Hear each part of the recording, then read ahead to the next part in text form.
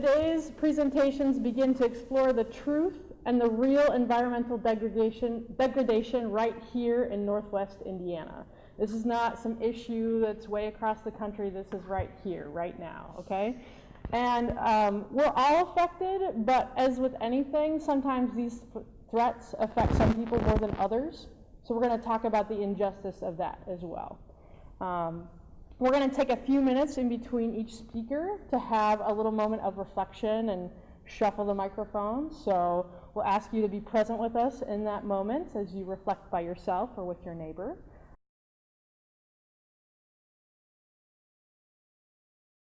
Our first speaker today is Thomas Frank. Thomas is an artist and an organizer in Northwest Indiana. He works for environmental and climate justice in the Calumet and Great Lakes regions. And Thomas is going to be taking us on a toxic tour of Northwest Indiana. I'm going to ask Thomas to come up. I'm going to tell you a little bit about his background. So as I mentioned, Thomas, you brought the gloves and the masks and the goggles, right, that we're going to need for this toxic tour. The protest signs. Okay, so use your imagination, okay?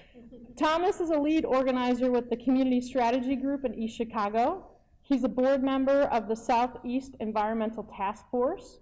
He's the founder of 350 Indiana and the Dunelands Environmental Justice Alliance. And he's a member of the Southeast Chicago Coalition to ban pet coke or petroleum coke. He has worked with at-risk teens in a boating, aquatics, and marine science program through Purdue University Northwest. He's also served as the executive director of the Indiana Harbor Shipping Canal, which is considered the most polluted body of water in the country. Thomas became active in environmental and climate justice with the announcement that BP would be building the largest tar sands refinery in the country in his community of East Chicago. As we embark on our journey, Thomas is going to lead us through this tour. Thank you, Thomas.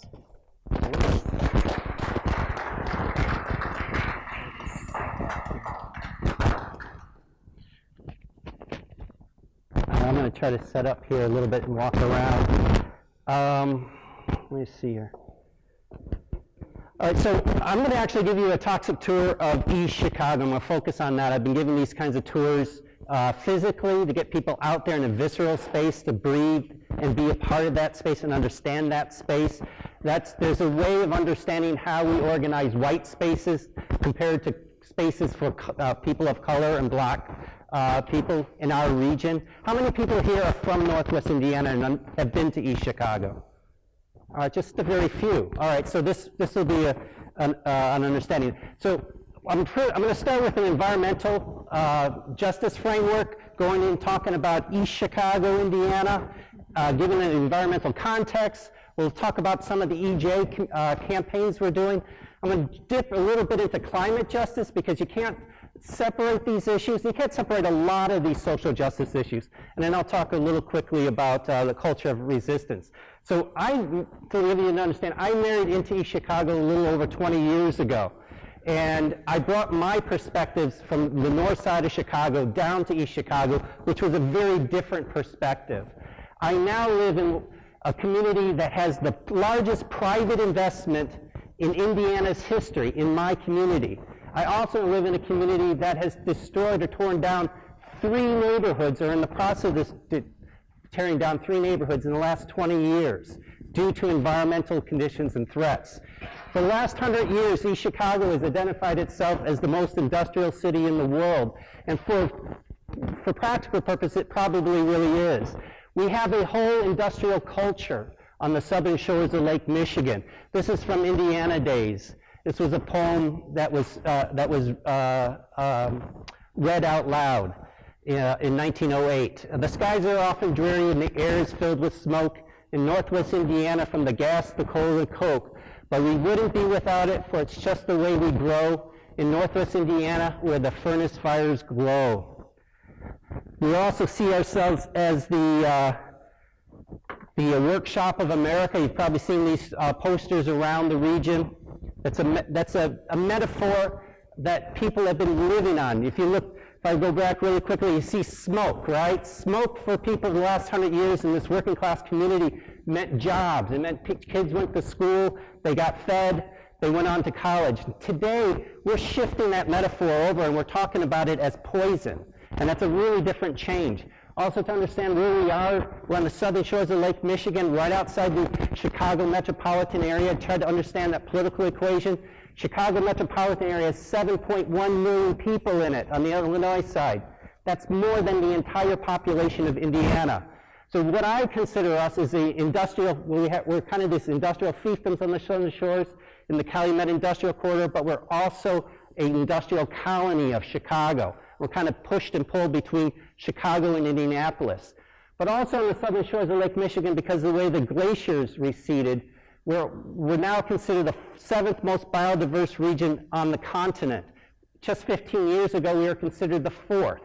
We're losing biodiversity quite significantly. If you've been to the dunes, you know about how large those dunes are, but you don't know about them in Chicago or in Gary or East Chicago. I don't know how many of you know they tore down the dunes, plowed them down to build U.S. Steel in downtown Gary, and they took that sand and infilled the downtown Chicago area. So they raised Chicago 8 feet with the dunes sand on the southern shores. In East Chicago, what you would have seen 100 years ago, you would have seen dunes on the lakefront 20 feet high. Now we have dunes and swale.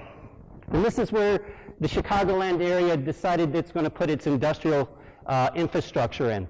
So if you look on the southern shores of Lake Michigan, you got 2/3 of it, almost 20 linear miles, 27 linear miles of industrial gated community. You have up on the right-hand side there to Michigan City. We preserved that. We secured that land because in the 1950s, Indiana wanted to build steel mills all the way across the lakefront. But it wasn't Indiana that saved the dunes. It was a congressman or a senator from Chicago or Illinois, Senator Douglas. We didn't have that power, and we still don't have a lot of that decision-making power here. If you look on the southern shores of Lake Michigan, one of the most distinctive features on Google Earth is this peninsula out into Lake Michigan. That's all the industrial waste that they built the industry on top of. Everything in blue in this map is infill, because these were dunes and swale. Everything on this map in blue is industrial waste or slag that they infilled the dunes and swale to build upon. So we got neighborhoods and industry built upon slag and ash and whatnot. Here's a view of our lakefront. As I say, it's an industrial gated community. So real quickly, we'll focus now on East Chicago. Everything in purple in this map, 80% of East Chicago is zone heavy industrial. Only 17% of East Chicago is residential. And since the 1950s, what we've seen is industry shooting infrastructure through neighborhoods, cutting one neighborhood off of another, because prior to World War II, the union grew strong, and they were unionizing in the neighborhoods. But in Chicago, the industry was effective in using urban planning to break through those neighborhoods. This is an environmental inventory I did about 10 years ago. I was doing a comprehensive plan. Anything that goes red gets more and more toxic, and that's the land. So we're sitting in a situation where I kind of say we've killed off the environment. We have ecocide on the lakefront. Most of that 27 linear miles have been destroyed. The ecosystems have been entirely destroyed. And what we're seeing today is a sacrifice community. We have 3 neighborhoods. We have Marktown, the Brickyard, and now we have West Calumet. These are the 3 neighborhoods that are being torn down as we speak. So this all happens in a context. We have the context of our waterways. Indiana discharges more toxic waste into its waterways than any other state in the union. In fact, Indiana discharges 30% more toxic waste into its waterways than the second worst offender. If you're going to take the last 26 states combined, which represent over 100 million people in population, Indiana still discharges more than all of them. Joyce Beach on the lakefront in East Chicago, we have probably 100 yards of lakefront exposure. Joyce Beach is considered the 3rd most polluted beach in the United States and the most polluted beach in the Great Lakes system. Now to our airshed. There are 3,143 counties in the United States. Lake County generally ranks in the top 10 or top 15 for toxic industrial releases into the atmosphere. And that's almost entirely attributed to BP, ArcelorMittal, and U.S. Steel, all of which reside in East Chicago and Gary on our lakefront. This is a really important framework to understand, is how we allocate our resources in our political economy here in the United States under capitalism. The American Bar Association identifies there are 30,000 environmental attorneys working full-time in the United States. 28,000 of them work full-time for industry and corporations. Less than 2,000 work full-time for government agencies, whether at the federal, state, or local level. And then, of course, nonprofits, which are often formed by industries as well, less than 600 full-time employees, environmental attorneys. And of course, nature doesn't employ an environmental attorney. I think we have to flip this completely over, all around. All right, this is back to the East Chicago. This is the Indian Harbor Shipping Canal. This is what I used to be the director of. My task was to clean this up and address the contamination on the adjacent properties along its shorelines. This is an overview of it, where you can see the Indian Harbor Shipping Canal, Indian Harbor Shipping Canal linking down into the Grand Calumet River at the bottom of the image. This is the Indian Harbor Shipping Canal in 1968 in Time magazine. You can see the oil floating on the surface. 1969, 1970, you can just put your hand in it. The oil industry used to filter its systems in the waterway. This is just a few years ago on one of my toxic tours. I've been giving it a toxic tour for about 9-10 years. We're always oil floating on the surface. Fish are often floating as well. Now, one of the context for this is obviously the industrialization in the upper Midwest and the Great Lakes region. In the 1980s, we started deindustrializing. We started taking that capital and moving it overseas for cheaper labor.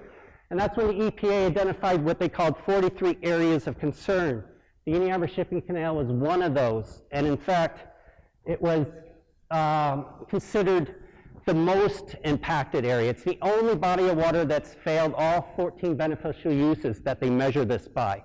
One of the most distinctive features of this is 90% of the river consists of wastewater from industry and sewage. Here's a map overview of East Chicago. Everything that you see in blue and yellow and all those plumes up there, that's BP's refinery. There's 16.8 million gallons of oil that had been released onto the water table in that area. And we discovered it in early 1990, and it's been there ever since. BP has never been fined for it. There's never been a cleanup project, and it's still there today.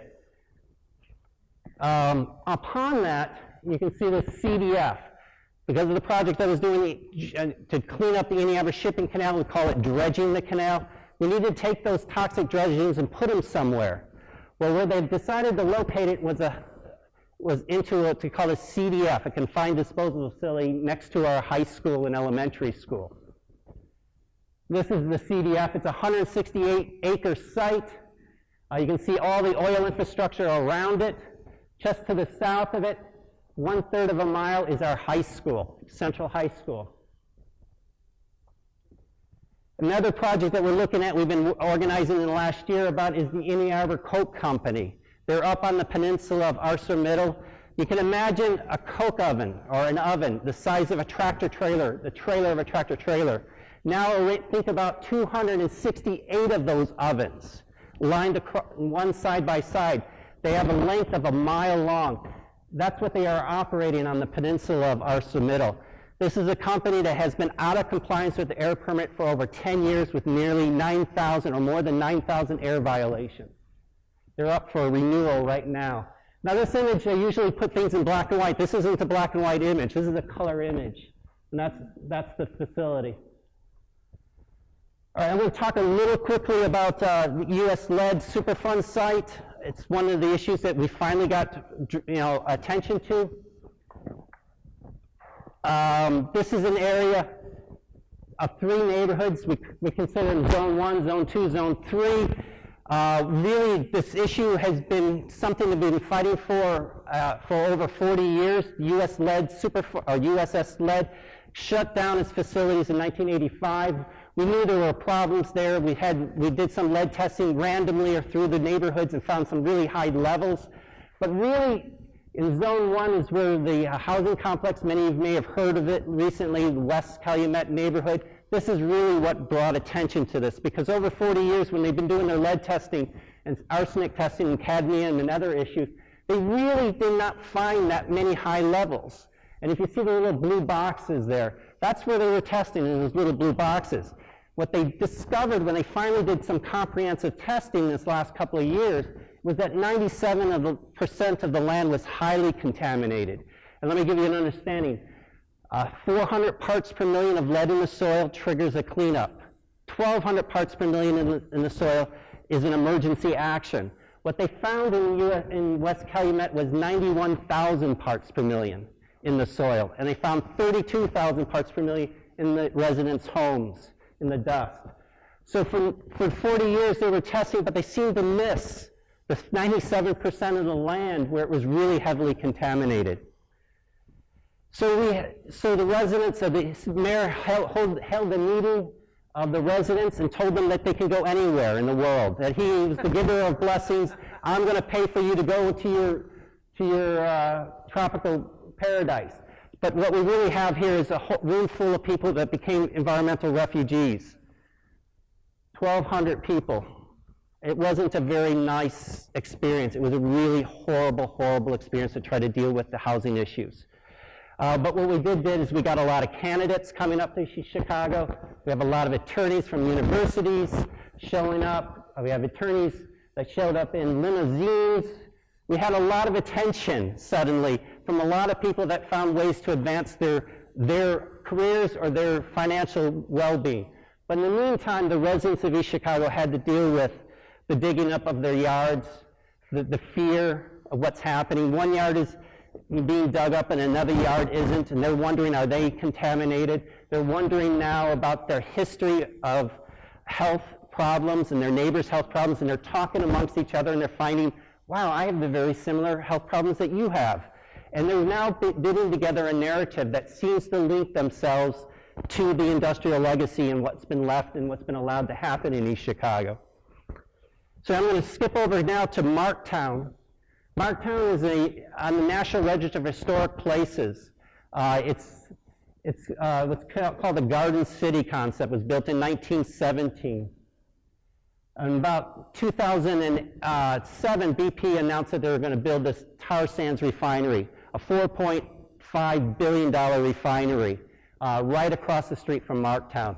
Many people know the BP refinery to be the Whiting refinery. What they don't realize is with this brand new project, think about this. This happened in our era. This isn't 200 years ago or 100 years ago.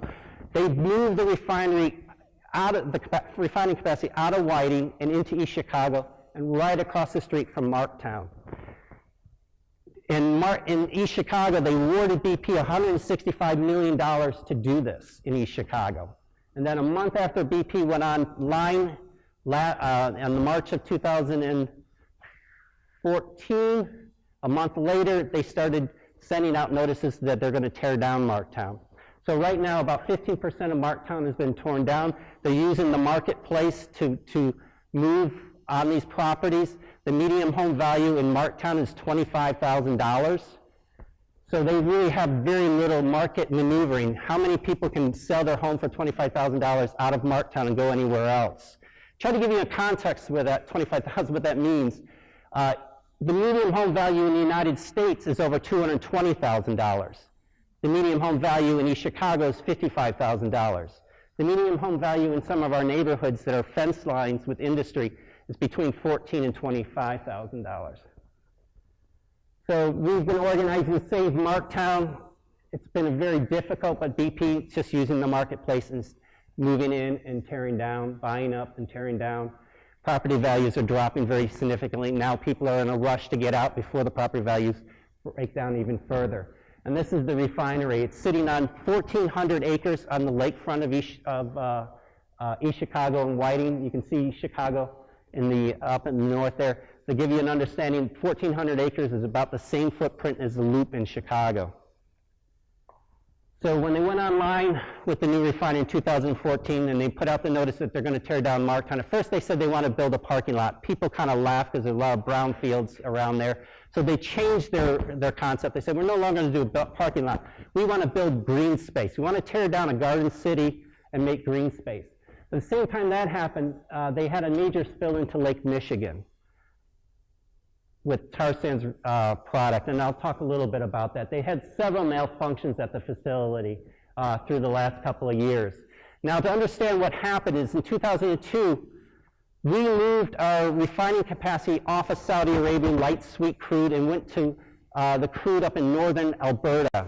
I visited there about 10 years ago. This is the largest engineering project in human history. This is a project, what they're doing is mountaintop removal the size of the state of Florida.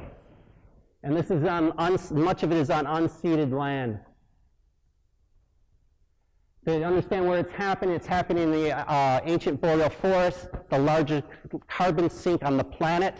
This is also happens to be the largest deforestation project on the planet. It's outstripped the Amazon as well. And so on the left-hand side is what the boreal forest used to look like. On the right-hand side is what we call productive use. This is what they're putting into pipelines and sending down to BP. This is why we're hearing a lot of these pipeline movements, protests and opposition and resistance from Standing Rock even to down here with the Kalamazoo River spill. So as you can see, there's a pattern here, a pattern developing here. I'm actually much further ahead than I thought I would. I'm speaking much faster. So there's a real pattern here. It's not just at where they're extracting it, and they're piping it down here, and we're having to deal with the industrial processes. Think about this. They're extracting billions and billions of land to get iron ore, limestone, and they're barging it, shipping it down to East Chicago to make product out of it. Or in Gary, and they're making product. And then they make that product, and then they're able to ship it or put it on rail to send it to market, right? But the byproduct remains in East Chicago and Gary. And what we're seeing is thousands and thousands of acres of landfills and deposits. And in fact, that peninsula, that nearly 3,000 acres that they have their steel mill, is on top of industrial waste. The ArcelorMittal, think about this, we have in East Chicago, 12 square miles, we have the largest tar sands refinery in North America with BP. We also have the largest integrated steel mill in the Western Hemisphere in East Chicago. And then on our borders, we have U.S. Steel. Oops, I went back here. So what we've been able to organize recently, really not much, there's been some movements in the 80s and 90s on environmental justice, I wouldn't even say environmental justice. There was some environmental justice movement, but a lot of environmentalism. And we have a lot of those kinds of fights isolated from the justice fight. And right now, I think we're really kicking into some environmental justice movements occurring here. I started with the resistance here with a quote from Gloria Richards, which I think is really apt here. A first-class citizen does not beg for freedom. A first-class citizen does not need to plead to the white power structure to give him or her something that whites have no power to give or take away. Human rights are human rights, not white rights. And the idea is the same thing with the air we breathe, the water we drink, the land we use, the biodiversity we're a part of and we're losing very quickly. These are not things we need to demand the white power structure, which is corporate now, for us to have. This is something we should just take. It's ours. It's always been ours. It's what we need to sustain ourselves. So in East Chicago, we've organized what's called the Calumet Lives Matter within the Superfund site. It's specific to one of the neighborhoods. We have organized the Community Strategy Group. What we've been doing is we've been creating pressure and escalating issues. For instance, we escalated the issue with the mayor to make a request of the governor to declare a disaster area here.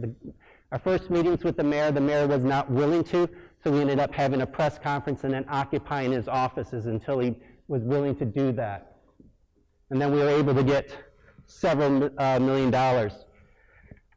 for lead contamination. We organized with EJ communities around the Great Lakes. We had about 250, 300 people to go to the EPA's Region 5 office and make demands of them. We delivered in unison our set of demands. That's with Flint, with Detroit, Kalamazoo, Elkhart, East Chicago, Gary, and the southeast side of Chicago.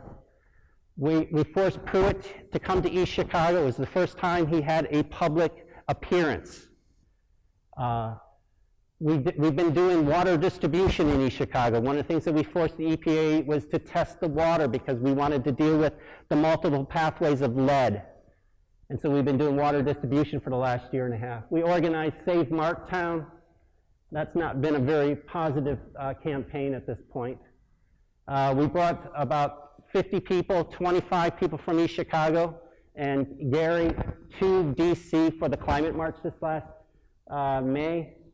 A few years ago, we organized the Break Free Midwest at the BP refinery, where Bill McKibbins came, Tara Huska with Honor the Earth, Malik Yusuf with the Hip Hop Caucus, and about 41 of us got arrested. And now is where we're at today. We're needing to expand throughout the Great Lakes region. We're expanding through the southern shores of Lake Michigan, but we've also joined the Poor People's Campaign. And I really encourage everybody here to join the Poor People's Campaign. This year, 2018, is the 50th anniversary of Martin Luther King being assassinated. We're kicking this campaign off on the balcony in Memphis, Tennessee on April 4th, and then we're going to caravan to DC. We're doing actions in 25 states across the country and in DC.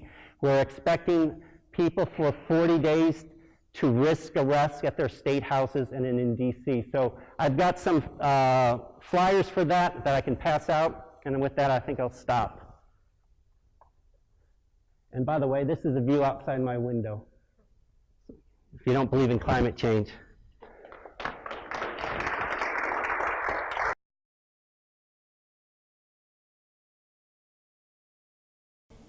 Our next group of speakers are VU professors who have been working right here in Northwest Indiana to address contaminated soil issues due to industrial pollution in East Chicago. Their session is entitled, Using Chemistry to Address the Health Concerns of a Local Community.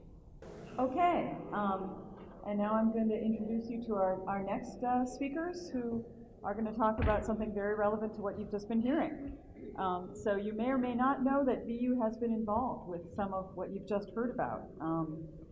The Environmental Protection Agency, as our first speaker, Thomas Frank, mentioned, is funding a cleanup of contamination in East Chicago due to pollution from the industries there. And the VU professors and students are working on those sites, doing some of the soil testing in conjunction with the neighborhood and with some of the neighborhood coalitions. So the people working on this campus, Professors Chris Eisman and Julie Peller. Julie was not able to be here today, but Professor Chris Eisman will talk about the work that VU faculty and students have been doing with the residents to analyze the soil. And they are in partnership with Sam Henderson, our second speaker, of the Hoosier Environmental Council. Their presentation is entitled, Using Chemistry to Address the Health Concerns of a Local Community. So, I guess one of you, and then we'll maybe let Sam hold this. Microphones and stuff. So I guess we can flip flop back and forth. Yeah. So this was our title before, I guess. We sort of changed that up a little bit. So again, my name is Chris Eisman. I'm a professor of chemistry here at Valparaiso University. And my name's Sam Henderson, and I'm a staff attorney with the Hoosier Environmental Council.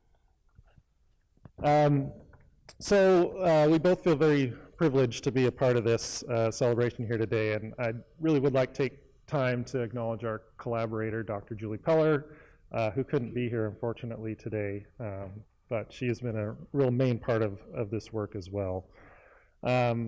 So I thought a lot about what it means to be talking here today, and I think, typically as a chemistry professor, the idea is that I get all of you to fall asleep by the time I'm done talking. But rather than talk about chemistry and kind of some of the details of what we're doing, I thought it would be really nice if we sort of focused on the community that we've been working with, because that's really the important part of what we're doing.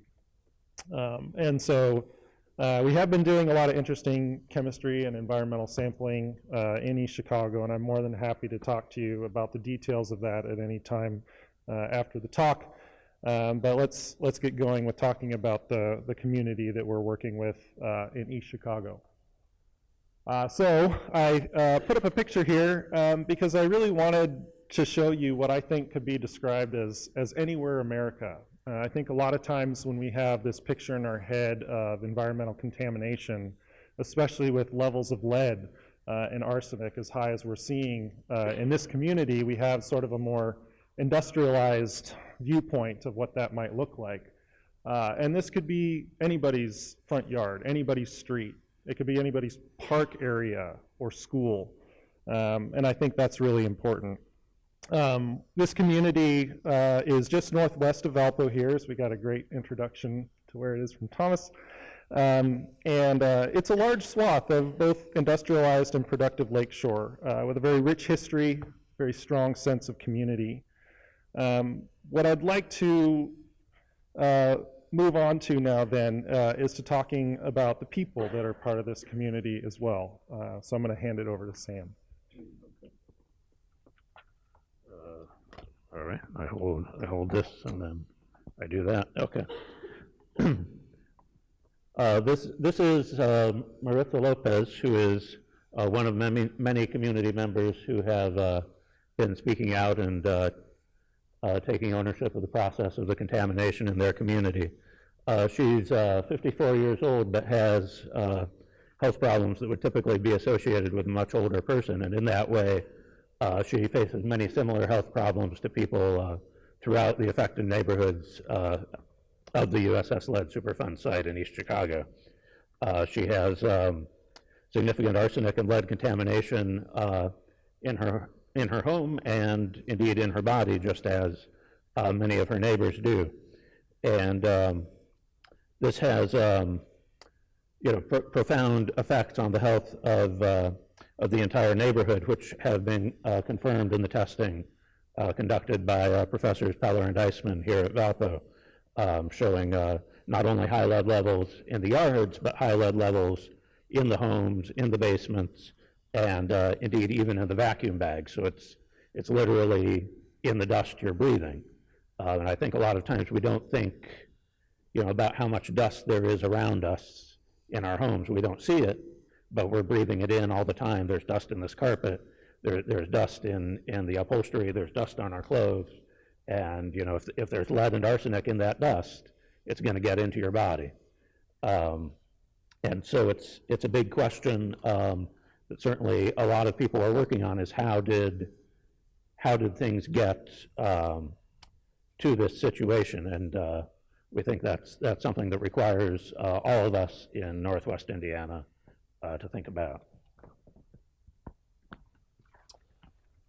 So I wanted to put up a map real quick of the area that we're talking about. And we've had introduction from Thomas already about a lot of these places. And right here is the USS Lead Superfund site, as it were, that's really affecting the communities that we're working with. Of course, the West Calumet housing complex and Cary Gosh Elementary School, they've been basically evacuated. And these homes and residences in these areas then are going through some form of remediation, most of them. But I wanted to show you how surrounded this community is. And on this particular site here in the red was actually where a lead smelting facility existed before. Anaconda Lead, in somewhat of a partnership with USS Lead. USS Lead occupied this space down here. Just across the street then is the DuPont facility that's produced for, 100 years plus. Lots of pesticides, many of them including lead and others. Over here to the right, if we can get my pointer to work, we have a sort of an oil depot where I think it's currently owned by Citgo, maybe BP, but that's a lot of the underground pipes that haul haul oil around the area come to this particular terminal. And then up here to the north, we have Cargill Steel and various other steel refineries that are also working. But in particular, we're working with residents in zones 2 and 3 in our work. So anyway, that's an introduction to the facilities around the community. And the EPA has been, as Thomas Frank mentioned, has been aware of contamination in this neighborhood for more than 40 years. And it's only been in the past few years that cleanup has really begun. The picture here you're seeing is the West Calumet community, which until last year was home to more than 1,000 people, all of whom have now been turned into refugees or forced to find, in many cases, much less satisfactory living conditions, whether they've stayed here in the region or in East Chicago, or they've had to move, in some cases, hundreds of miles away. And the contamination here has a lot of sources. Well, in West Calumet, it has one big source because this community was built in the 1970s, literally on the site of the Anaconda lead refinery that Chris showed in the last slide. But throughout the community, there are additional sources of contamination.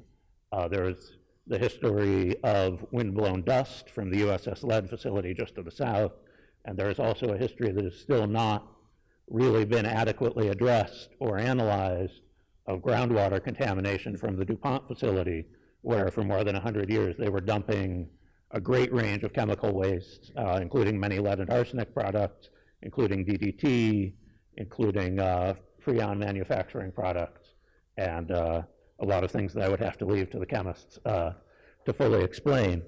But as a result, you see this complicated contamination where it's not just on the surface necessarily. It may be soaking into your basement. It may be deeper in the soil, and it may come at you from a lot of different sources, and that's one reason why the level of lead contamination in the drinking water is also a concern, even though it comes from a different source. It comes from the lead leaching out of your pipe. You know, once that lead is in your body, it doesn't care where it came from. It's going to add up to that same level of exposure.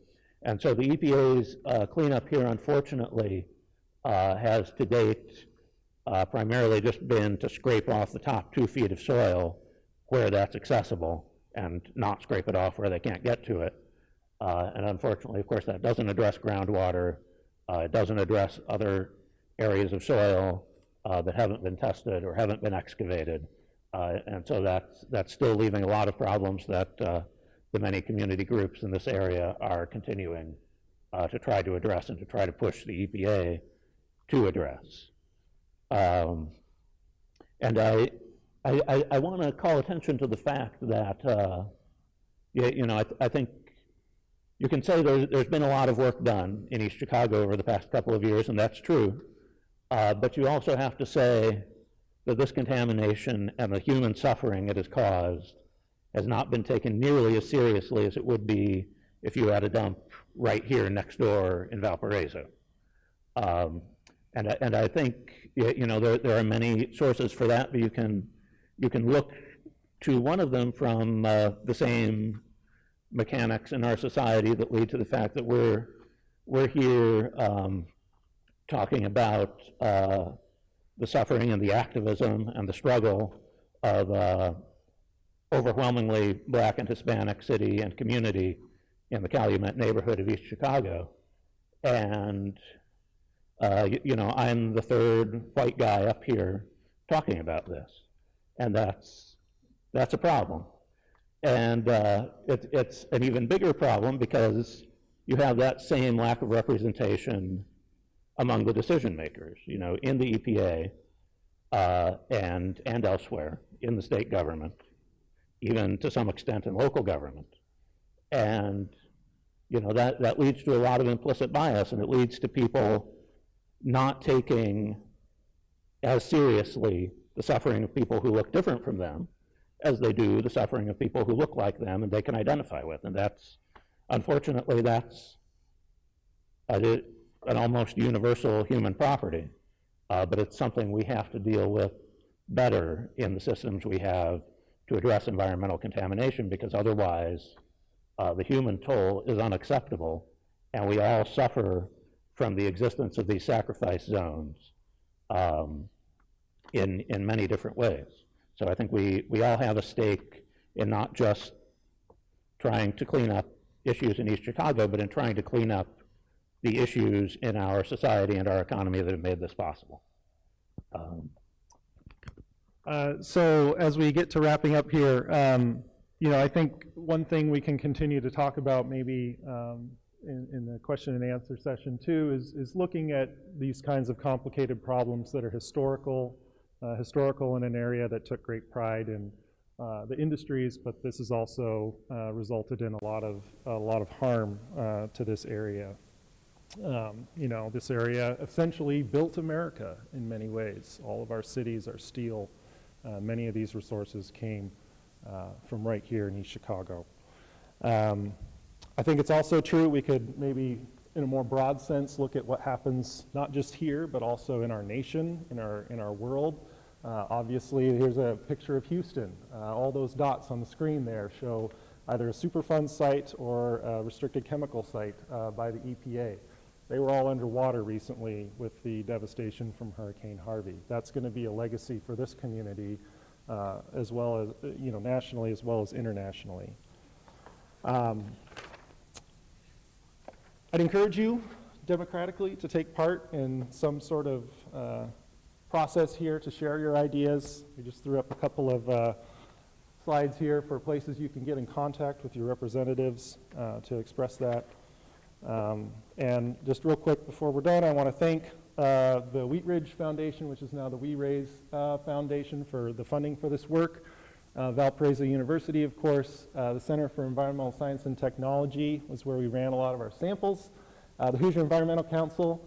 I'd also like to thank Zoe and Ashita, who are both here in the audience today, for their hard work on a lot of this data, the students that were working on this project. And then finally also Warren and Kathy Cosman, who have recently donated some new equipment to us that will allow us to do science faster and quicker for this community in the future. So thank you for your time.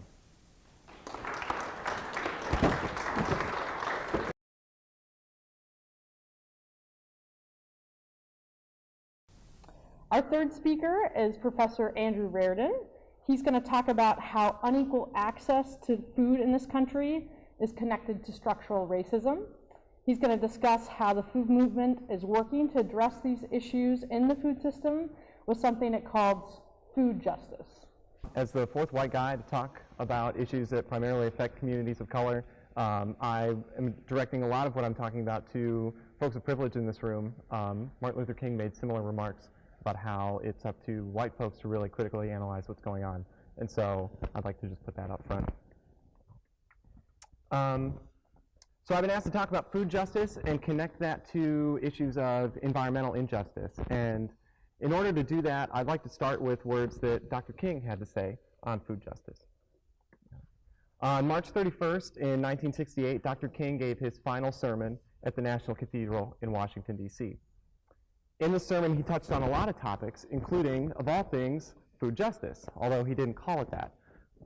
Referring to the Emancipation Proclamation and its impact on former slaves, Dr. King made the following remarks, I quote, "It, the Emancipation Proclamation, simply said, 'You're free,' and it left former slaves there penniless, illiterate, and not knowing what to do. And the irony of it all is that at the same time the nation failed to do anything for the black man, through an act of Congress, it was giving away millions of acres of land in the West and the Midwest, which meant that it was willing to undergird its white peasants from Europe with an economic floor. But not only did it give the land, it built land-grant colleges to teach them how to farm. Not only that, it provided county agents to further their expertise in farming. And not only that, but as the years unfolded, it provided low interest rates so that they could mechanize their farms. And to this day, thousands of these very persons are receiving millions of dollars in federal subsidies every year not to farm. And these are so often the very people that tell black men they must lift themselves by their bootstraps. It's all right to tell a man to lift himself by his own bootstraps, but it's a cruel jest to say to a bootless man that he ought to lift himself by his bootstraps. What Dr. King is referencing is a series of federal programs that laid the groundwork for our modern U.S. food system, and ultimately, the contemporary landscape of racial inequality that we see throughout this food system. While we frequently talk about the positive impact that these programs had on farming as a whole, we rarely discuss how these and other food and farm policies were also racial projects, explicitly designed with the intent to advantage white male citizens and to exclude people of color. For instance, the Homestead Acts, which Dr. King is referencing here, gave away up to 160 acres of land to each individual farmer that applied. But African Americans were frequently denied access either by formal rejection or, more commonly, by informal threats of violence. This isn't even to mention the fact that the land that was being given away was actually occupied by Native Americans, who were then forcibly relocated or killed in order to make way for white farmers. In many cities, similar institutional policies such as redlining and restrictive housing covenants purposefully created a racialized environment that deliberately segregated people of color in crumbling neighborhoods, while simultaneously denying them the access to the capital to invest in their communities. So, what does all of this have to do with food? Well, because today we continue to see racial disparities in the food system that stem from these past instances of institutional racism. Across the U.S., about 1 in 10 households are food insecure, and by that we mean they struggle to access adequate or enough food at some point during the month. But when we look at these numbers broken down by race, we see that 1 in 4 households of color are food insecure, and that these numbers are as high as 1 in 2 on some Native American reservations. Studies show that people of color are much more likely to live in what we call food deserts, low-income neighborhoods where residents must travel a mile or more to access a full-service grocery store.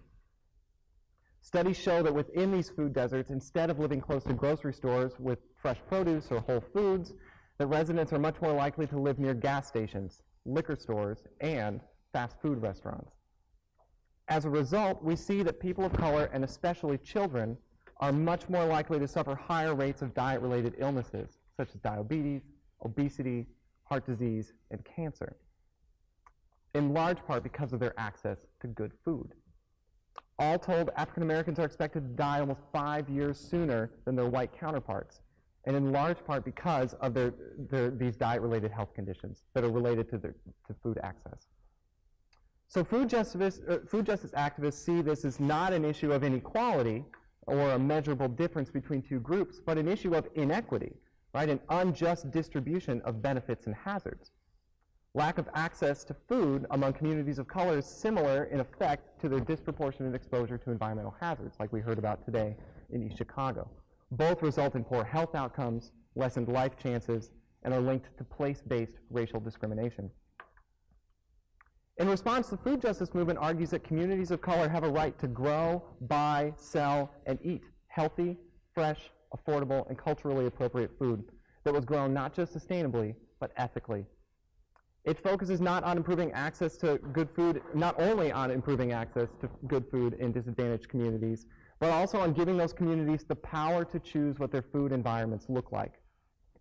Something that Dr. King felt was pretty important when he's talking about food and farming here in his sermon. Having the option to grow our own food is a key tool in dismantling the current inequities in our food system, but this goal is further complicated by some of the same racial policies outlined by Dr. King. Due to discrimination by individuals and institutions in the food system, people of color have been systematically removed from the land. Today, 92% of farmers are white, 86% of them are men, and they own 98% of U.S. farmland, which is some of the most expensive and valuable land in the entire world. In urban areas, communities of color are frequently relegated to areas closest to environmental hazards that contaminate local soil, air, and water, that makes agricultural self-sufficiency difficult and even dangerous. Growing gardens in lead-contaminated soil is, by all measures, not a good idea. The culmination of these issues is this, is that the food system has, in the words of Dr. King, denied people of color their bootstraps. Food justice asks that we acknowledge and remedy these historical legacies that have created contemporary inequalities and address them not through superficial treatment of the symptoms, like hunger or lack of access to groceries, but by tackling the underlying syndromes that cause these symptoms in the first place, namely racial discrimination and economic inequality. So where do we start? Well, to borrow from the environmental justice movement's catchphrase, in your own backyard. Right? Recently, Indianapolis was rated the worst city in the nation for food access, with over 1/3 of the city designated as a food desert. Northwest Indiana doesn't fare much better, with 22 food deserts in Lake County alone. And nationally, we see that food deserts are not unique to urban areas, but are widespread across the country. So, what can we do? Well, food justice places the right to healthy and affordable food alongside basic human and civil rights. We can achieve this in many ways, through big and small actions. Locally, some activists are creating urban gardens and farms that employ as well as serve the disadvantaged communities in which they're located. Regionally, others are working to attract better or more grocery stores and to improve public transportation so that people can actually get to them. And nationally, some are lobbying to create legislation that better supports sustainable agriculture and food entitlement programs like SNAP and WIC. As our previous presenters mentioned, one of our senators, Joe Donnelly, is a member of the Senate Ag Committee, and he'll play a huge part in drafting the 2018 Farm Bill, which determines not just farm but food policy for the next 5 years. So if you don't want to get your hands dirty in the soil on an urban farm, that's fine. You can use them to call his office and tell him that we care about food access issues in Northwest Indiana and throughout the state. Or you can get involved with us here at Valpo to create some student-run food justice programming, which is something that I would really like to do, so come talk to me. Or you can get involved with one of the many nonprofits throughout the state that are organizing activists and implementing food justice programs throughout the region. Some of these include the Sojourner Truth House up in Gary, the PAC Center in LaPorte, the Indy Food Council in Indianapolis, and the Hoosier Young Farmers Coalition, which operates throughout the state. One really powerful organization is also the Northwest Indiana Food Council. We're hosting our annual Fed Expo on February 23rd, the title of which is Just Food. So this is a great opportunity for all of you to network with like-minded people and get involved in these issues if you so choose. Again, the need for meaningful food justice activism is right here in our own backyards.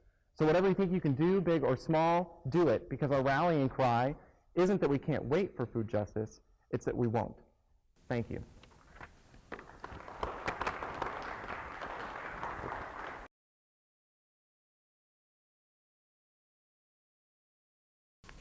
And last but not least, our anchor speaker today is Laurel Kilpatrick. She's a community organizer and activist on disability rights, environmental justice, including the lead crisis in East Chicago, and she works for Black Lives Matter in Gary, where she's a co-organizer. Her talk is entitled, All the Isms, the Interconnections Between Social Justice Activism in Northwest Indiana. So I'm going to speak from the podium only because of the microphone. And as a disability rights advocate, I know that the way sometimes hearing impairment works is not so much that you can't hear someone's voice in terms of volume, is that you maybe can't discern what's being said. So I'm going to stand stationary here. Okay, so I do not have a single slide because I thought that everybody else would be so well prepared that we could kind of just dig in and talk about kind of the experience of what all these things look like. And what I'm going to talk about is a little bit of my personal experience with living in Northwest Indiana and from my family's perspective, how all of these things worked out. So as was stated, I'm a co-organizer with Black Lives Matter Gary. And we really have so many connections with people all over the region in the Chicagoland area, because what people deal with in terms of environmental justice, in terms of racial justice, in terms of social class justice, is really very much interconnected. I know that the word a lot of people associate this with is intersectionality. For me, when I say that word or when I think of that word, I think about that literal intersection, right? But to me, you still have people coming from different places, adjoining at one spot, and then going off into different places. And that still never really spoke to my reality or to my experience dealing with all of these isms, right? As a lifelong resident of East Chicago, Indiana, and then for a very brief time, Chicago Heights and East Chicago Heights, now known as Fort Heights, Illinois. Environmental justice has been, or environmental injustice, has been a part of my life, always. What became known as Fort Heights, Illinois. Is everybody familiar with Fort Heights? Has everybody heard the name of that city? East Chicago Heights. Marian Catholic High School, my alma mater, is in Chicago Heights. And then you have an area that's closer to Indiana, Fort Heights. And they were trying to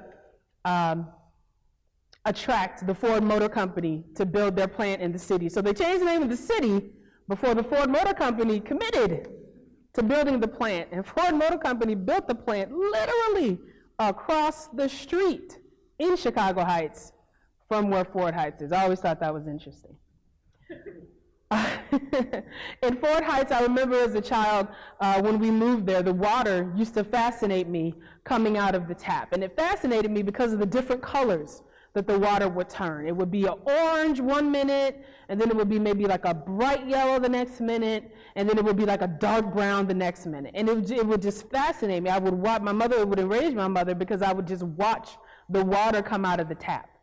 I had never seen anything like that. So very early on, we connected water to something that was extremely unhealthy, at least for us. Every 2 weeks, we would collect milk jugs and take them to Gary, Indiana, to my stepfather's relatives' houses, and fill these milk jugs with water from their spigot from the side of their house, and then take them back home. Because, of course, we couldn't drink that water. We bathed in it, right? I mean, we did what we could to kind of shield ourselves from the toxins that were obviously in the water. And we cooked with it, boiling it first usually, right? But that was my first and early memories in terms of, I guess, our action to starve off the water injustice. In terms of thinking about what to say today, I look back at the biography that I had written. And specifically the topic is the environment. But you really can't separate, again, the experiences of race, social class, environment, accessibility or disability rights from people's lives.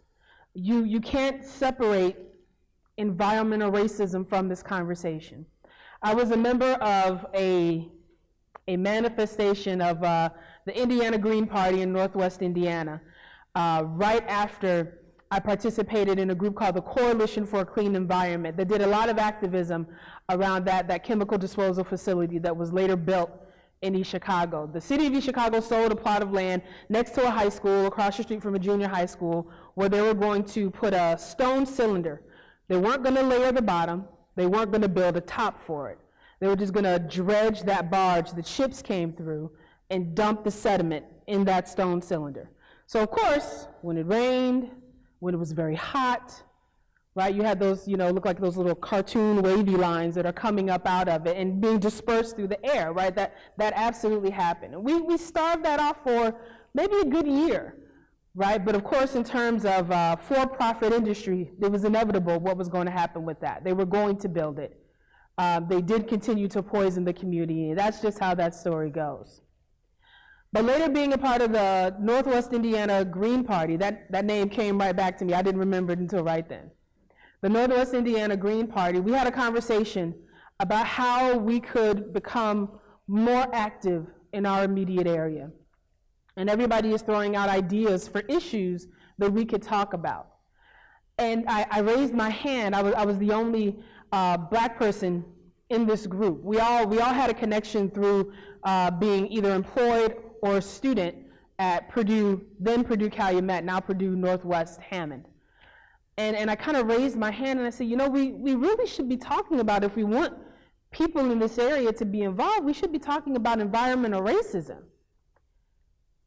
And the silence that spread across the landscape of the cafe we were having this meeting in was amazing.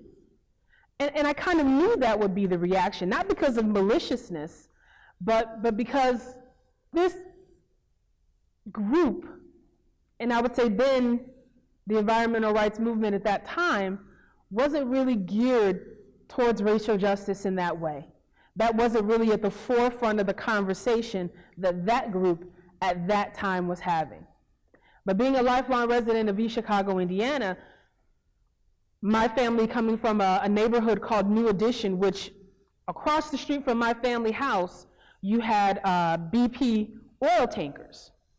And I remember thinking, you know, that's the one that's shaped like a baseball, that's the one that's shaped like a hot dog, because it was that close to my family's home. And then later moving a few blocks east into the harbor area, coming outside, getting in my car, driving to college, and having my car covered with this sticky sediment, you know, sometimes during the summer, most times during the summer, not really so much in the winter. But these issues of environmental justice and then environmental racism was salient in my life. And I thought, I'm definitely not the only one experiencing it. So if we're in an environmental group, this should be part of what we're talking about. And spoiler alert, we didn't. The people who were involved in it didn't really know how to address that. They didn't know how to, again, there was only one non-white member of this group, me. And that at that time was a lot of the struggle that the environmental rights activists faced who were quote unquote of color or non-white. How do we kind of bridge the issue of racial justice and environmental justice together? It was difficult. And in that instance, it didn't happen. It didn't happen very well. It didn't happen outside of our awkward communications with each other, for sure. And this experience isn't just limited to this part of the country. I mean, we all know now it's about the Flint, Michigan tragedy that's still ongoing. The situation in Fort Heights is still ongoing, right? In a study titled Evaluating the Relative Environmental Impact of Countries, there are 7 indicators of environmental degradation that are listed. Natural forest loss, habitat conversion, marine captures, fertilizer use, water pollution, carbon emissions, and species threat. Among my cousins and I, and other young people in East Chicago, there's one thing that you know, right? You don't drink the water, right? Older folks drink the water because they've been drinking the water all along, and you know, if they haven't grown the third eye yet, it might not be that bad. Right, but if you're about 40 or under, you really don't drink the water in these areas. And for that to be something that's known, it's a colloquialism. It's very interesting. I was just kind of laughing with Thomas about right after the situation in the West Calumet area in East Chicago kind of exploded. Maybe about a month or two later, I saw this front page story about Valparaiso. And it was literally front page, big, bold black letters, you know, lead found in Valparaiso. And I kind of just looked at it and kind of went, okay, really? Of course it is. Of course it is. You can't have an environmental tragedy like what's happening, specifically in East Chicago, not affect the rest of the area. You just can't, right? But there are certain buffers put into place for some of us to feel it more, for some of us to be forced to feel it more. Generational illness, early death, perpetual illness ourselves. And then you have urban blight. You have a lack of resources. You have the inability of the resources in your community to take care of people when they do succumb to these sicknesses that have to do directly with the pursuit of profit over the well-being of people. In the same article, the top 10 countries with the most environmental threats are listed. The United States is placed at number 2 on that list. The United States is second to Brazil, which is the first, and it's followed by the third country, which is China. The United States ranked first for carbon emissions, second for water pollution, third for marine captures, and ninth for threatened species. And in all of these areas, what these countries have in common is the population of working class people that bear the brunt of these profit-driven abuses. We can't get away from that. We can't get away from the reason why. That's the best question that you can ever ask in any class, particularly a sociology class. Why? And you keep having to ask that question. Very young children, we dissuade them from asking why too many times because ultimately we're going to run out of answers. I think as we get older, there are answers. The answers are there. They're very uncomfortable. It's very unfortunate. Sometimes we don't want to hear it. But that question of why has to be answered. I pulled out some quotes from Reverend Dr. Martin Luther King Jr. that we may not be so familiar with. In 1967, while addressing the members of the Southern Christian Leadership Conference, Dr. King said that the evils of capitalism are as real as the evils of militarism and the evils of racism. I'll read it again. The evils of capitalism are as real as the evils of militarism and the evils of racism. We don't have school today, but we're going to do a little lecture. What's capitalism? Anybody? A layman's definition. What's capitalism? Holler it out. What's capitalism? Buying and selling. What else is capitalism? Supply and demand. What else is capitalism? Profit over people. Hashtag profit over people. What else is capitalism? Anything? Private industry. Anything else? Free market. Well, free for some. Not free for everybody. What else is capitalism? Anything else? Any thoughts? Anything that jumps in your head? I'm sorry? No measurement for externalities. Okay. Anything else? Anything else? Money. Money. You take in more money than you put out. And if you don't take in more money than you put out, then you get that money from somebody else or somewhere else, which goes right into the definition of power. Being able to do what you want regardless of what other people want. Right? Because I'm sure nobody wants to live in these communities that are toxic. I played in the yards of West Calumet. I had relatives that lived there. Particularly, I used to get my hair done there. I used to get my Jerry curl put in over there, of my aunt. We played in the dirt. We ran around in shorts. We splashed around in the standing water. All the things that there are signs on people's lawns telling people over and over again not to let their children do, and they still do, because you can't keep a kid locked up. This is where these people live, right? This is their home. This has been their generational home. And it's been poisoned. It didn't just get poisoned, it's been poisoned. So think of the generational damage that has been done over time. How can you repay that? That's another question. It's not necessarily rhetorical. If you have an idea, yell it out. How can you repay that? How can you remunerate that? What can you give somebody to make up for that? The woman in the first slide in the picture, I believe it was it Maritza? Has lost her entire family. I'm not sure if many made it into their 70s. Her entire family. To now what can be tied back to this poisoning in that community. Who pays for that? We live in a capitalist society. We deal with money. Who pays for that? How can you pay for it? Where does the reimbursement start? How far back do you have to go? Because when you put it in terms of money, I think that's where these corporations come in. That's where they have to be held accountable. Very few people are willing to say that. And this is built into the system. It's not a mistake. It's not a horrible accident.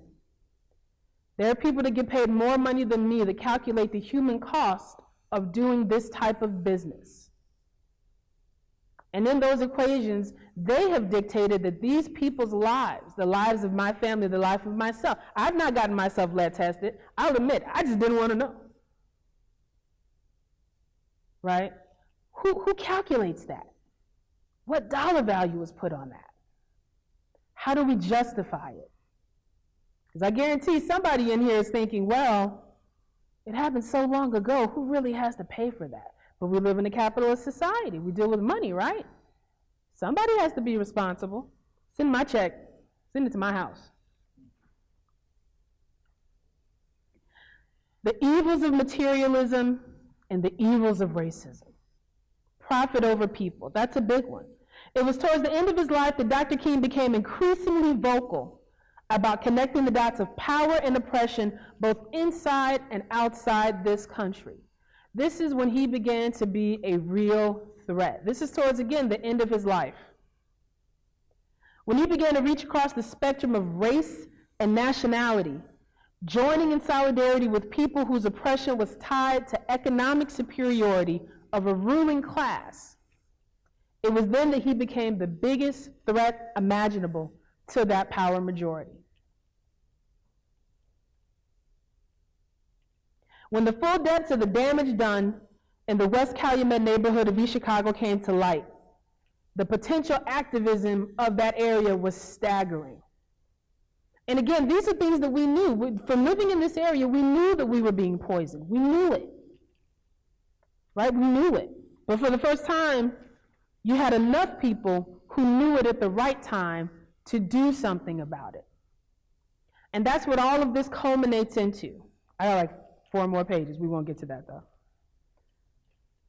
Another quote, "The problems of racial injustice and economic injustice cannot be solved without a radical redistribution of power, redistribution of political and economic power." The Me Too movement, and tie that together real quick. You have Oprah Winfrey, who made this, I don't watch award shows. I like Star Trek all day, all night, Star Trek. So I didn't watch the award show. But I did see a piece of the speech that she gave about seeking justice for people who had been abused through the wielding of unchecked power in Hollywood. And then I saw pictures of her embracing one of the main offenders of that power, a person with a long line of mental and sexual and physical abuse of people. I saw Barbara Walters do an interview with Corey Feldman and try to discredit his claims of he and Corey Haim's long-standing sexual abuse. What do these things have in common? The abuse of power, the silencing of the victims of this power, and the co-opting of this suffering.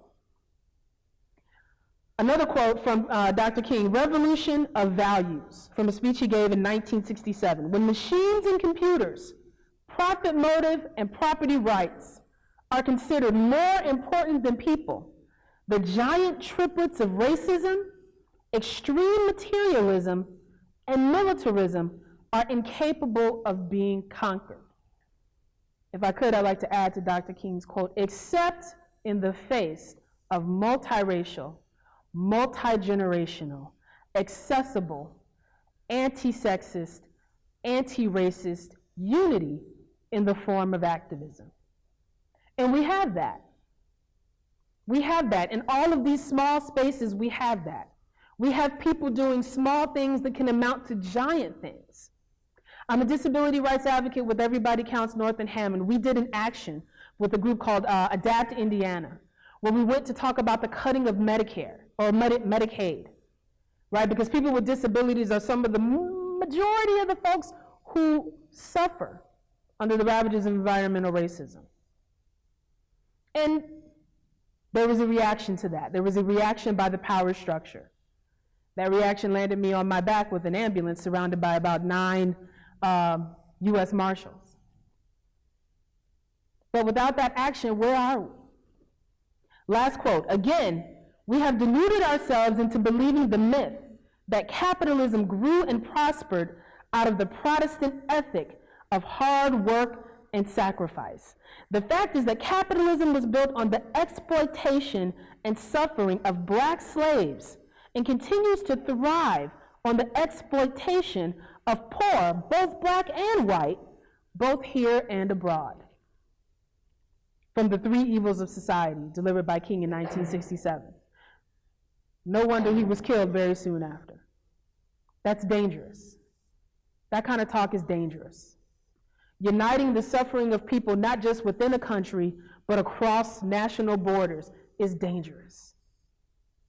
But if we can unite the suffering of people here in Northwest Indiana against these almost insignificant borders, that can be as dangerous. And it's necessary if we're to go on, if we're to win, and we can. We have small victories, but we have to unite for action to win these large victories. I think my time might be up. So real quick, I want to say that Black Lives Matter Gary is doing a movie showing of a documentary called Who Streets. And it's going to be at Indiana University Northwest. And as I frantically go to my calendar, we will be showing that movie on Thursday, January the 25th, in Bergland Auditorium. And it's a documentary about the bravery of the very young people who are also ravaged by environmental injustice and economic injustice in Ferguson, and how they're able to live their lives while being these social justice warriors, something that may seem impossible, but it became possible because it was necessary for their survival. Thank you, everybody.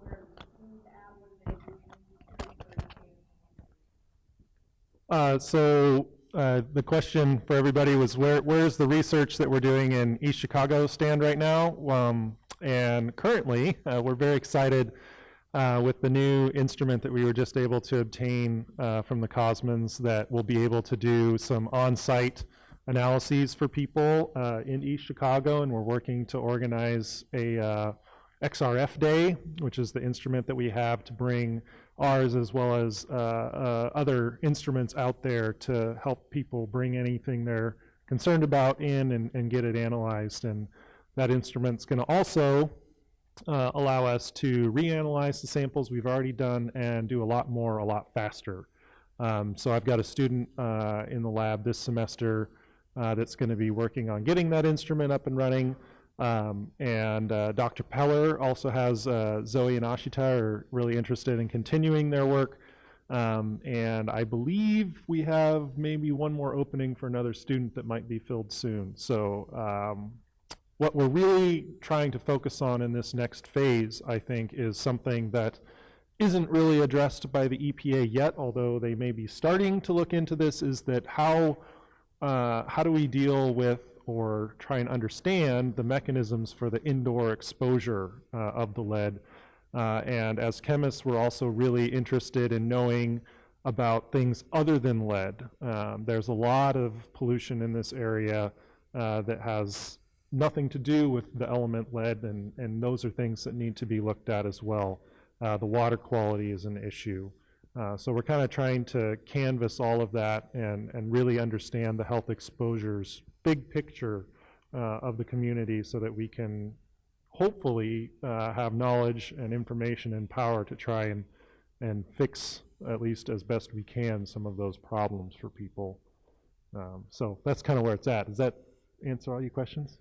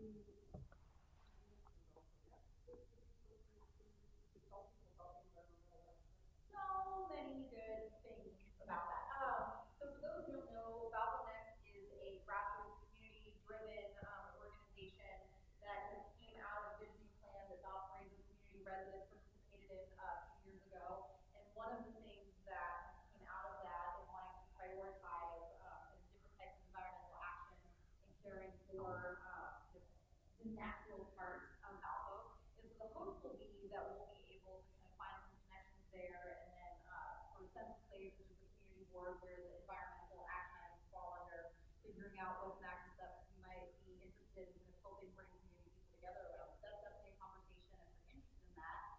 Kathy is the coordinator for Valvonet and is a great point of contact. If you'd like to be added strategy on the please email me. If you take anything away from what you've done, really want to clear your work and really happy. I'm wondering, I can appreciate all the speakers, obviously, Laurel more so because I'm very familiar with the issues that she spoke to.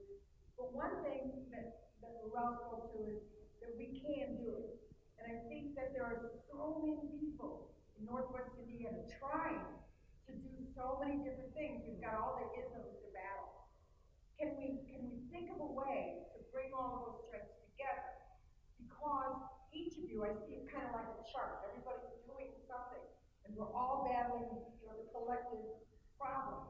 But we're all human. You want to do something, you only have so much time. You started something, others. How do we bring that energy together? Because I think if we learn from one another, we're in a better position to educate those people who aren't in this room or who aren't working with us. So how do we do that? We're part of Northwest Indiana. How do we bring all of your efforts together? Today is an example of the power and the energy in this room with this many people. How do we bring all that together? I'll say really quickly. We've all been working together of sorts. I mean, the Hoosier Environmental Council has been working with us in East Chicago. We're kind of the community, strategy group, or the Calumet Lives Matter. There's some other groups, but we've all been interfacing with each other, and we're building out regional networks. We do have a reality in Northwest Indiana, these industrial fiefdoms and civic divisions.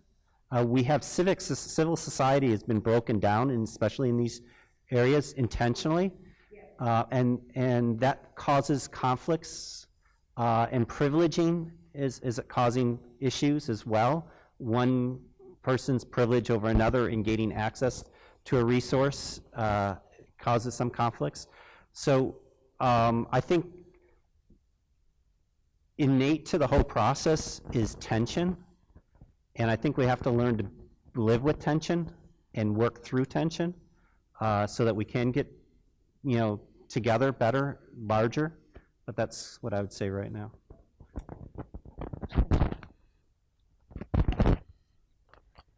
I think that the internet has the ability to bring people very much closer together. And for folks who aren't as versed with the internet, I think that we do have to get better at that. We do have to get better at our person-to-person connections. I know in Black Lives Matter, Gary, that's something that we've been forced to do. We're one of the few collectives that happen to be intergenerational. We have people in the group in their 20s, we have people in the group in their 70s. So a lot of the communication that we do is just over the phone.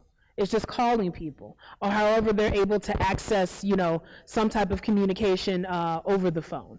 So I think we have to take it back to those basics.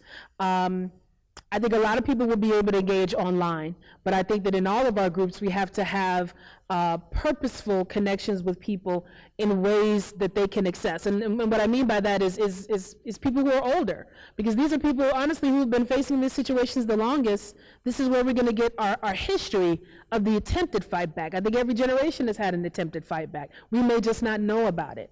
So I think one great way to engage the community is ask the communities where we're directly involved to start an information phone tree. I think that would be great. I think that would be excellent for getting people to be more sociable who may not feel that they have the ability to be sociable anymore. If people may not be as mobile, one thing they could do is pick up that phone and dial it, right? So I think that a lot of that work has to come from those of us who are digitally connected, but we have to kind of bring it back to the type of connections that people are used to who have been facing these things the longest. And that's some of our older folks in our communities that want to be active too.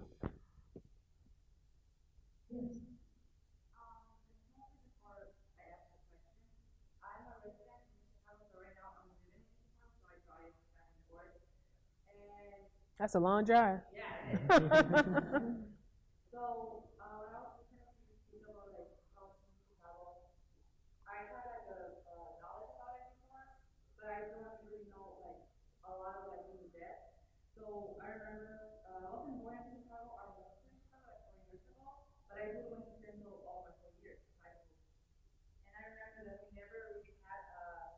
speakers that talk about this problem. Mhm.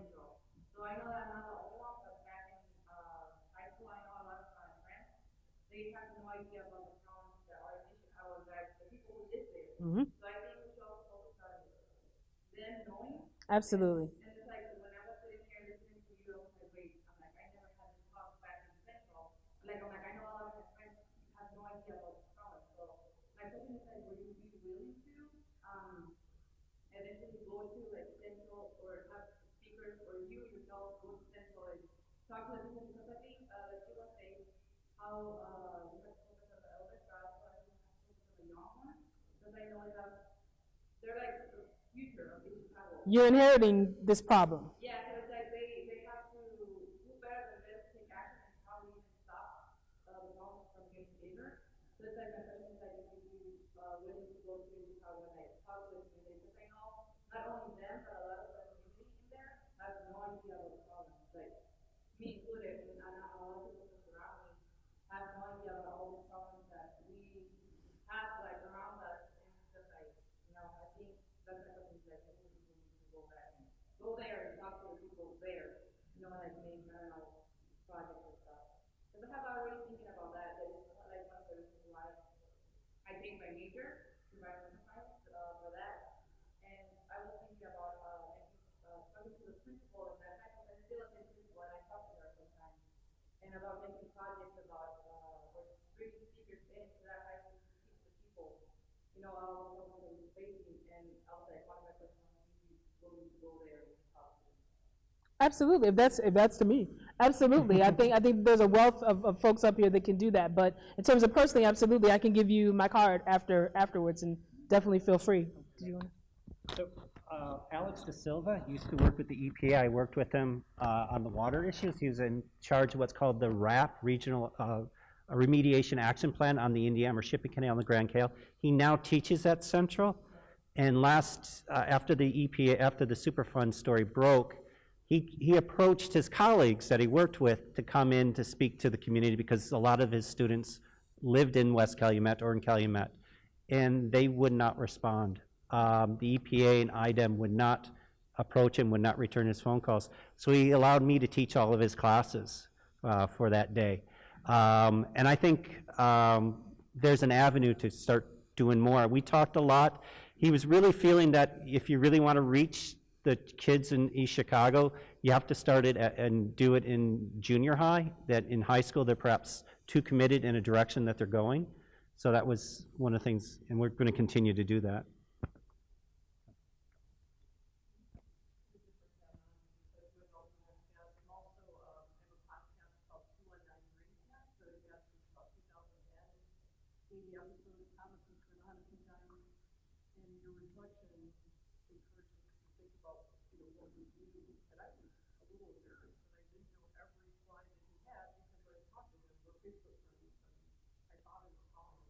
What I'd like to offer is just, if anybody has an environmental story, if it's word to the region, please go to 219reconnect.com and you can schedule an interview with me. It's free. It only takes a half an hour of your time. And at least then we can keep this conversation going to make it accessible to the Rose Point online. If you don't know what podcast is, it's just a radio show. You can listen to it anytime. So that's my commitment. And, wonderful thing I can do. And Laurel has a radio show I herself. do. You can plug They that. let me on the airwaves. I'm the co-host of a show called Issues and Answers Thursday that is on 1370 AM. We broadcast out of Gary, Indiana. My co-host is Dr. Ruth Needleman, who is Professor Emeritus at Indiana University Northwest. And every week they let us loose on the airwaves, and we talk about all things affecting the region. We talk about race, we talk about class, we talk about the environment, we talk about politics, we talk about music, we talk about whatever it is they let us talk about before they're going to kick us off the air with this show, because we're causing a little bit of trouble. So yes, definitely, please listen. Thursdays from 6 to 8, 1370 AM. And definitely call in, definitely contact me. I have my card. If anybody would like my card, feel free to come up to me afterwards and I will give it to you. You can contact me at that email address. And there's just so much to be done, but there's so many people doing something. And I think coming here today is doing something. I think it's the first step towards doing more, and I think that can't be shortchanged. I think that's very important to know that when you make yourself accessible to listening to these issues and to listening to some of these solutions, that's a step forward, right? And everybody has a little bit of time, right? Everybody's got a little bit of time to do a little bit of something. So this is really good. Bravo for folks that came out today in this snow.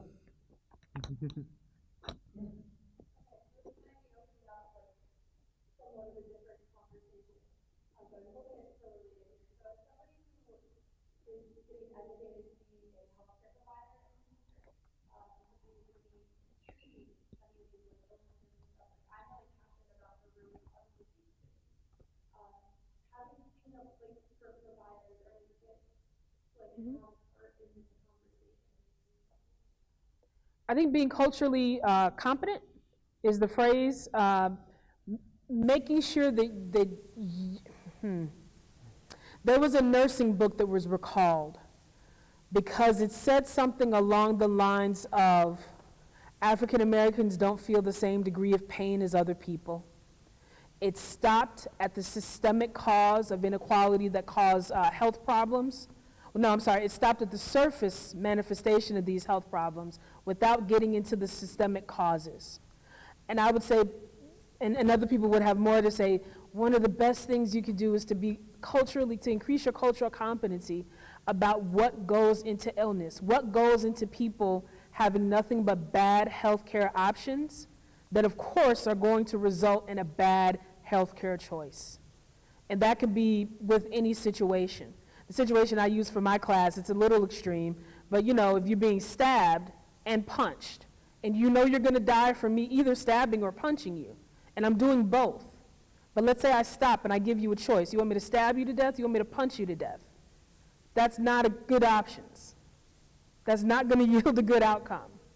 And this is symbolically what a lot of these folks have to deal with in terms of their health care, right? Food or medicine, which one are you gonna choose? Right, so I mean, I don't know, some people, anybody else have something to say to that? No? Oh, okay.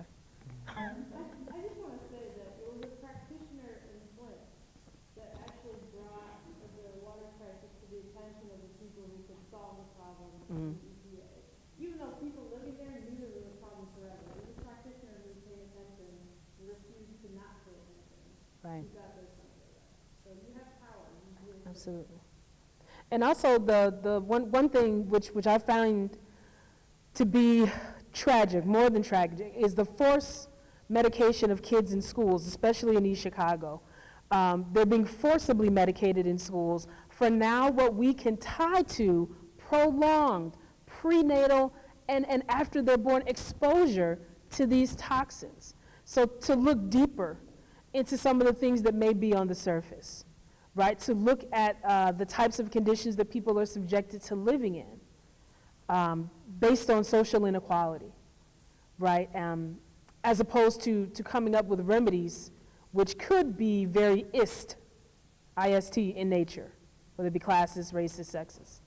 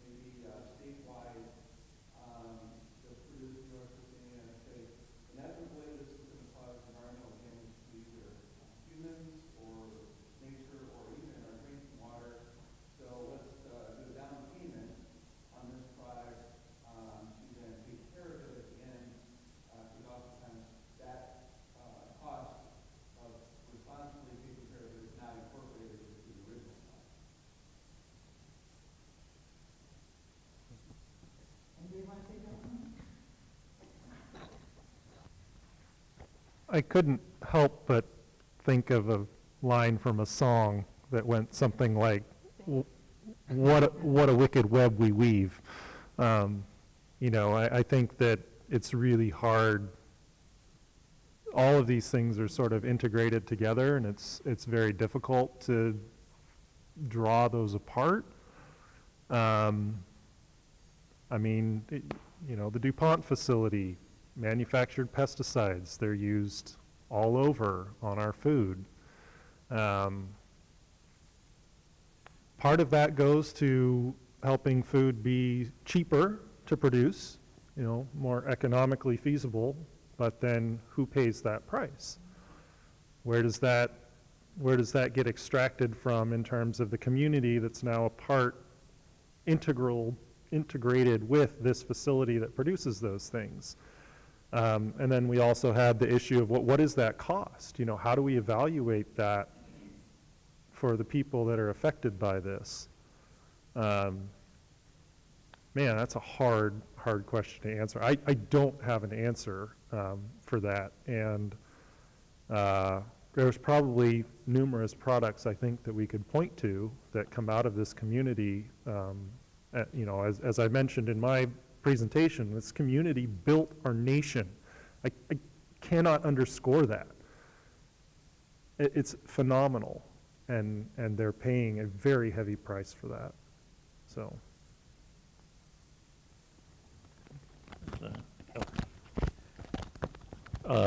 I think what I'd emphasize in response to that question is, of course, a lot of the contamination that was discussed today is legacy contamination. It's from decades ago, and often those costs, those environmental harms today, are being sent into other countries.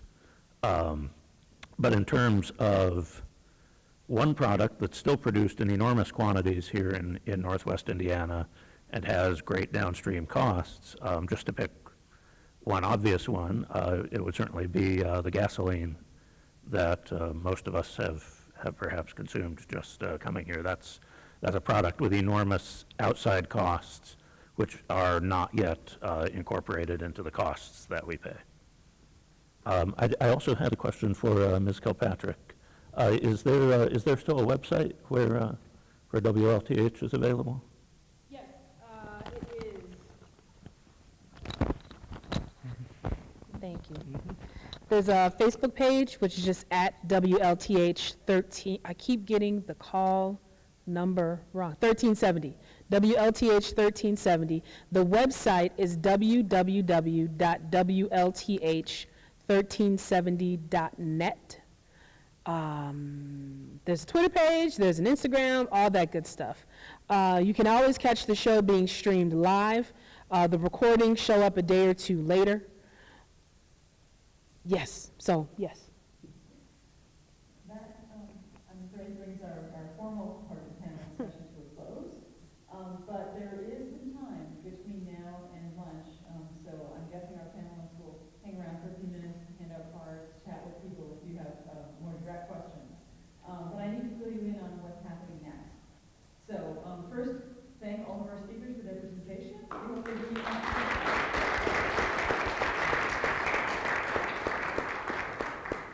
And then we have about 30 minutes before luncheon begins at noon. If you pre-registered and you have a ticket for lunch, then you can proceed to the ballroom at noon. If you do not have a ticket, because you didn't pre-register, you can eat in the cafe or the cafeteria in the Hara Union and just pay as you go. The event after lunch is at 2 o'clock. Our keynote speaker, Nicole Hannah